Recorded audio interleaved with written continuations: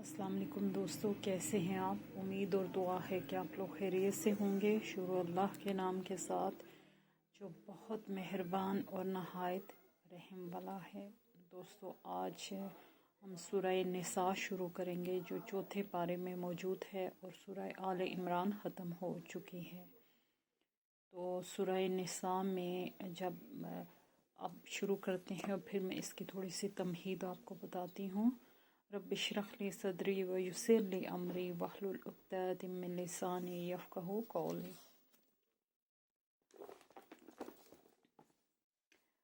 سورہ نساء میں بہت سے قوانین جو ہے تفصیل کے ساتھ بیان ہوئے ہیں، اور اللہ تعالیٰ جو ہے جب ایک مسلم سوسائٹی قائم ہو گئی تو ضرورت اس بات کی تھی کہ جو ہے واضح قوانین ہوں جو تمدن اور معاشرت کے لیے اور خواتین کے حوالے سے بھی اور ایک پوری سوسائٹی کے حوالے سے۔ تو سورہ نساء میں زیادہ تر وہ قوانین وضاحت اور صراحت کے ساتھ بیان کیے گئے ہیں تاکہ ایک مسلم سوسائٹی ان قوانین پر چلے اور اس کے پاس زندگی کے ہر شعبے کے لیے واضح ہدایات موجود ہوں، اور اسے ان ہدایات سے ایک معاشرت کو جیسے کیری آن کرنا چاہیے یا معاشرت کو چلانا چاہیے۔ تو سورہ نساء اب شروع کرتے ہیں۔ نساء کا مطلب تو عورت ہوتا ہے، تو دیکھتے ہیں کہ اس میں زیادہ بات خواتین کی ہی ہوگی۔ اعوذ باللہ من الشیطان الرجیم، بسم اللہ الرحمن الرحیم۔ یا ایھا الناس، اے لوگو، نتقوا، ڈرو، ربکم الذی، اپنے اس رب سے، خلقکم، جس نے پیدا کیا تم کو، من نفس واحدۃ، ایک جان سے، وخلق منہا زوجہا، اور اسی جان سے اس کا جوڑا بنایا، وبث، پھیلا دیا، منہما، ان دونوں سے، رجالاً، بہت سے مردوں، کثیراً، بہت سے مردوں، ونساء، اور عورتوں کو۔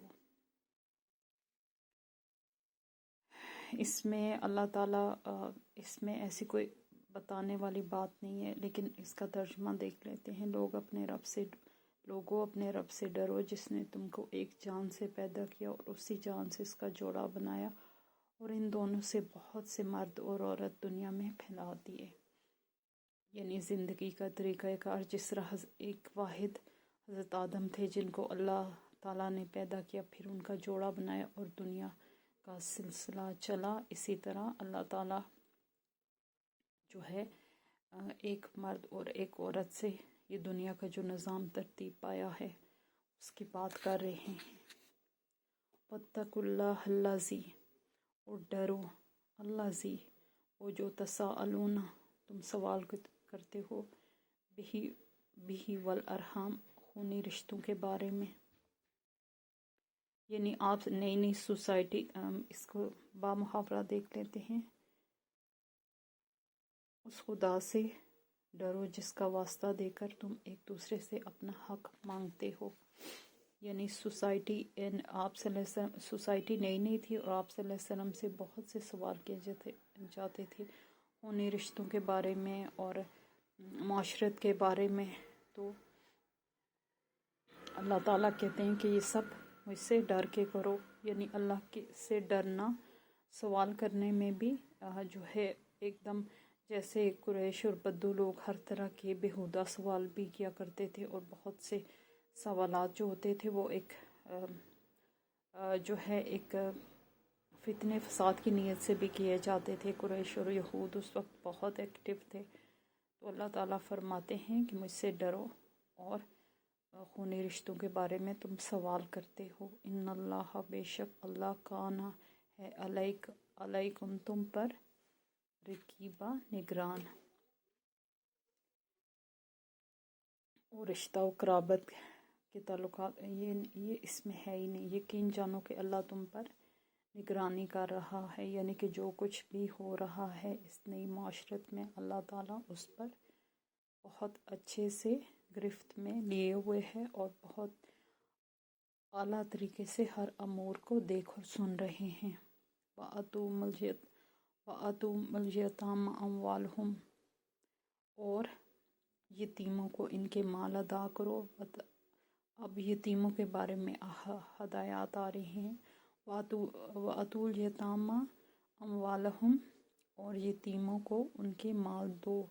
وَلَا تَتَبَدَّلُوا الْخَبِيثَ بِالطَّيِّبِ، اور پاک کو خبیث چیز کے ساتھ مت بدلو۔ یتیموں، یہاں سے بامحاورہ دیکھ لیتے ہیں۔ یتیموں کے مال ان کو واپس دو، اچھے مال کو برے مال سے نہ بدل لو۔ یتیموں کے بارے میں کیا پہلے سورہ بقرہ میں تھوڑی ہدایات آئی تھی، پھر کھول کے جب ایک سوسائٹی قائم ہو جاتی ہے تو ہر چیز کو کھول کر بیان کرنے کی ضرورت ہوتی ہے۔ تو یہاں یتیموں کے بارے میں یہ وہی مطلب یہ اللہ کی طرف سے ہدایات آئی ہیں کہ جو یتیم ہوتے ہیں ان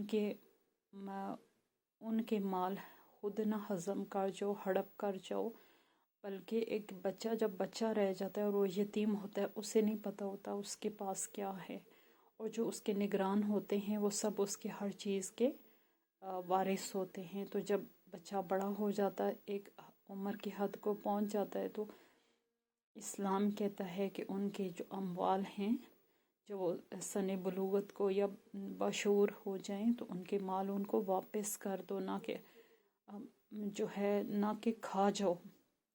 اگر تم کھاؤ گے تو یہ کیا ہوگا کہ جو اللہ تعالیٰ تمہیں رزق دے رہا تھا وہ پاک تھا، اور جو تم نے ان کے مال کھائے تو پاک رزق خبیث ہو گیا۔ تو تم جو ہے ان کے مال ان کو ادا کرو، اور اپنے مال میں ملا کر اپنے مال کو حرام مت کرو۔ ولا، اور نہ تاکلو، تم کھاؤ اموالہم، ان کے مال، الا اموالکم، اپنے مالوں میں ملا کر۔ اس کا بامحاورہ دیکھ لیتے ہیں۔ اور ان کے مال اپنے مال کے ساتھ ملا کر نہ کھا جاؤ۔ انہ کان حوبا کبیرہ، اور یہ بہت بڑا گناہ ہے۔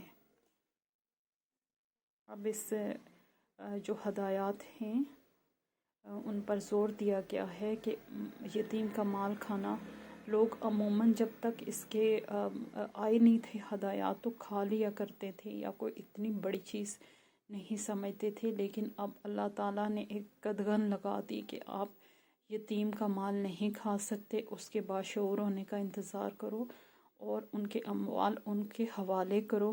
یہ بہت بڑا گناہ ہے۔ اللہ پاک نے فرما دیا کہ یہ بہت بڑا گناہ ہے۔ وَإِنْ خِفْتُمْ، اور اگر تمہیں ڈر ہو اللہ کہ نہ تک سے تم انصاف کر سکو گے، فی الیتامى، یتیم لڑکیوں کے بارے میں، فانکحوا، تو نکاح کر لو، ما طاب، جو پسند آئے، لکم، جو پسند آئے تمہیں، من النساء، عورتوں میں سے، مثنی، دو دو، وثلثا، اور تین تین، ورباع، اور چار چار۔ فَإِنْ خِفْتُمْ، پھر اگر تمہیں ڈر ہو اللہ کے نہ تعدلوا، تم انصاف کر سکو گے، فواحدۃ، تو ایک ہی کافی ہے۔ اس کے بعد محاورہ دیکھ لیتے ہیں۔ اگر تم یتیموں کے ساتھ بے انصافی کرنے سے ڈرتے ہو تو جو عورتیں تم کو پسند آئیں ان میں سے دو دو، تین تین، چار چار سے نکاح کر لو، لیکن اگر تمہیں اندیشہ ہو کہ ان کے ساتھ عدل نہیں کر سکو گے تو پھر ایک ہی بیوی کرو۔ یعنی یتیم لڑکیوں کے بارے میں احکام اللہ کی طرف سے کہ اس وقت جب ظاہر ماں باپ فوت ہو جاتے ہیں تو لڑکی ہو یا لڑکا ہو یتیم ہو جاتے ہیں، وہ کسی کی کسٹڈی میں آ جاتے ہیں، اور ضروری نہیں ہے کہ وہ بچے ہوں، وہ بالغ بھی ہو سکتے ہیں، اس سے آگے کی عمر کو بھی ہو سکتے ہیں۔ تو ان کے بارے میں کیا قانون ہے کہ اگر کوئی لڑکی ہے اور تو اس کی عزت محفوظ نہیں ہے نا، پھر اگر لڑکی کوئی یتیم ہو گئی ہے اور وہ کسی اپنے کی کسٹڈی میں ہے تو ایک طرح سے وہ نامحرم کے پاس ہے اور اس کی عزت محفوظ نہیں ہے۔ تو اللہ تعالیٰ کیا فرما رہے ہیں کہ تم چاہے تو اگر تمہیں پسند آتی ہیں تو تم ان سے نکاح کر لو، یہ جائز اور حلال طریقہ ہے۔ اور ایون ایک نکاح بھی کر سکتے ہو، 2 بھی کر سکتے ہو، 3 بھی کر سکتے ہو یتیم سے، اور چوتھا بھی کر سکتے ہو. یعنی 4 تک حد مقرر کی گئی ہے کہ آپ چاہو تو اگر 4 بچیاں ہیں تو 4 سے نکاح کر سکتے ہو. اور اگر تمہیں اندیشہ ہے، جیسے کہ بہت سے لوگ جو ہے دوسری شادی کی اس صورت میں اجازت دی گئی ہے کہ ساتھ ایک کنڈیشن لگائی گئی ہے کہ آپ انصاف سے کام لو. انصاف بہت ضروری ہے دوستو. اگر کوئی انسان بھی دوسری شادی کرتا ہے، روز اول سے لے کر روز محشر تک انصاف بہت ضروری ہے.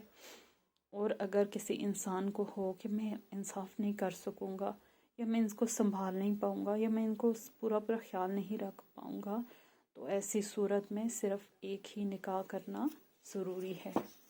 مطلب ایک ہی آپ نکاح کر سکتے ہو.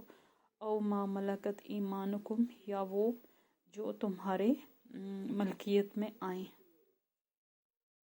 یا ان عورتوں کو زوجیت میں لاؤ، یعنی ان سے شادی کرو جو تمہارے قبضے میں آئی ہیں. ذالک ادنا اللہ تعولو، یہ زیادہ بہتر ہے کہ تم بے انصافی نہ کرو. اب ان کے ساتھ، یتیموں کے ساتھ وہ لونڈیاں جو جیسے کہ جنگ میں آپ کے ہاتھ آتی ہیں، تو اس کے لیے بھی کہا گیا ہے کہ تمہارے ہاتھ اگر کوئی عورت آ گئی ہے تو تم اس سے شادی کر لو. جیسے لونڈیاں ہوتی تھی، لونڈی سے شادی کرنا جائز تھا. اسلام نے ایک اصول واضح کیا ہے کہ آپ اس سے نکاح کر سکتے ہو، جو اگر تمہیں پسند آتی ہیں. تو جو مال غنیمت میں خواتین آ جاتی ہیں تو ان سے شادی کر سکتے ہو. جیسے کہ ترکی کے ڈرامے دوستوں جو چل رہے ہوتے ہیں، ان میں یہ کلچر دکھایا جاتا ہے، اور یہ چیز جو ہے عموماً دکھائی جاتی ہے.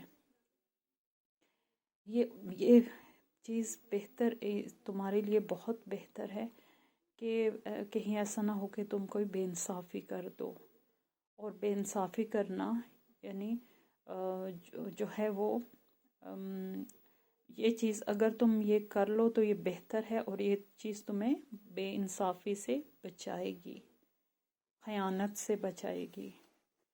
جائز طریقہ اختیار کر لو گے تو بہت سے گناہوں سے بچ جاؤ گے.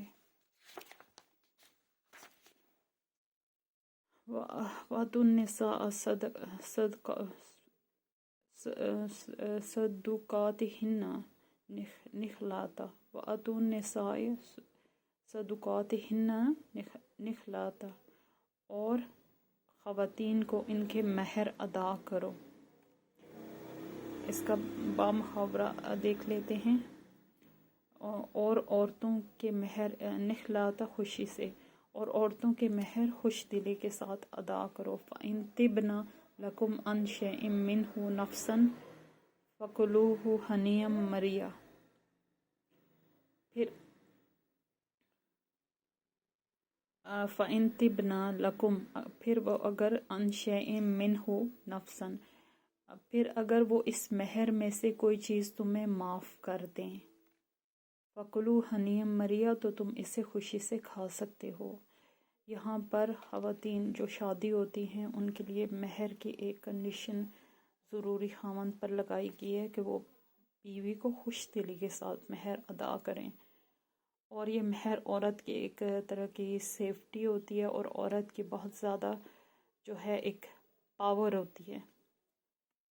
اور یہ حق دیا ہے اسلام نے عورت کو، وہ اس کی ذاتی چیز ہوتی ہے. وہ اگر خوشی سے معاف کر دے تو معاف ہو سکتی ہے، ورنہ وہ اس کو لازمی ملنی ہی ملنی ہوتی ہے. پھر اگر وہ کوئی عورت خوشی سے اپنے خامند کو مہر معاف کر دے تو پھر خامند اس کو کھا سکتا ہے. یعنی جیسے پیسے ہیں تو پیسے وہ خامند لے سکتا ہے، یا پھر اگر وہ عورت خوشی کے ساتھ راضی برضا ہو کے مہر دے دے تو پھر وہ مرد کے لیے حلال ہوتا ہے.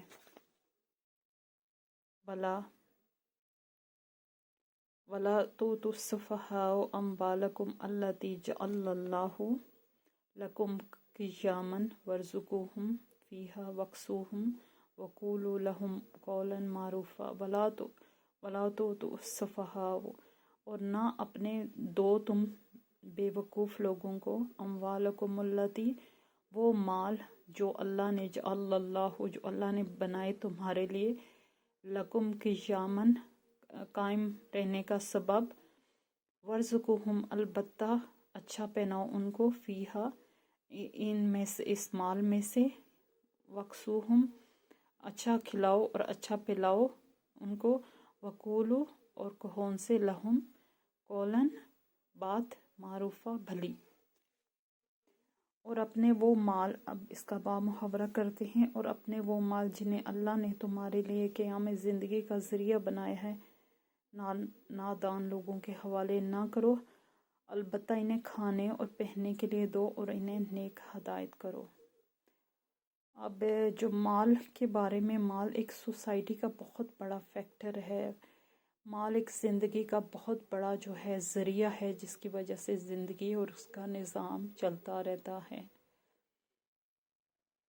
تو مال کے لیے کنڈیشن سی لگی ہوئی ہے اللہ کی طرف سے کہ مال جو ہے بیوقوف لوگوں کے ہاتھوں میں نہ دو کہ وہ ایک اس جو نظام معاشرت ہے اس کی تباہی اور بربادی کا موجب نہ بن جائے۔ البتہ جو بیوقوف لوگ ہیں، مطلب کچھ لوگ کم عقل ہوتے ہیں، جب مال ان کے ہاتھ میں آئے گا تو وہ بندر کے ہاتھ میں ماچس والا حساب ہے کہ وہ اس کو ایسی جگہوں پر لگائیں گے جہاں ان کی ضرورت نہیں ہے، اور وہ اس سے ایک نظام کو بگاڑ سکتے ہیں، وہ اسے ایول کے لیے یوز کر سکتے ہیں۔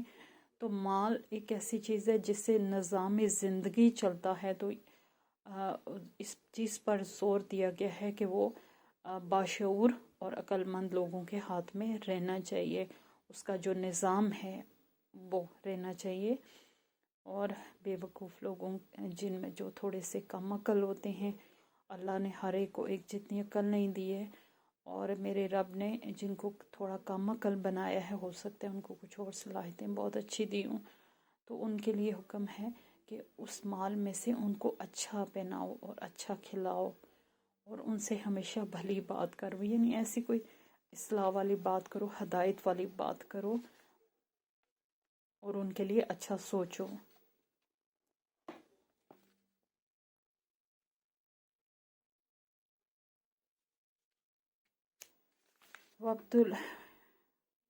وابتلوا الیتامى حتی، دوستو یہ کتنے 5 آیت تک ہو گیا ہے اور آج اتنا ہی پڑھتے ہیں۔ نئی سورہ ہے اور کچھ سمجھنے میں پھر دشواری ہوتی ہے۔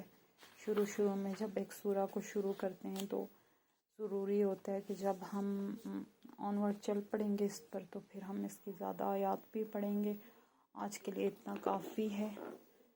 اس دعا کے ساتھ اختتام کرتی ہوں۔ اللہم انی اسألک علما نافعا وعملا متقبلا ورزقا طیبا، آمین۔ اللہ حافظ۔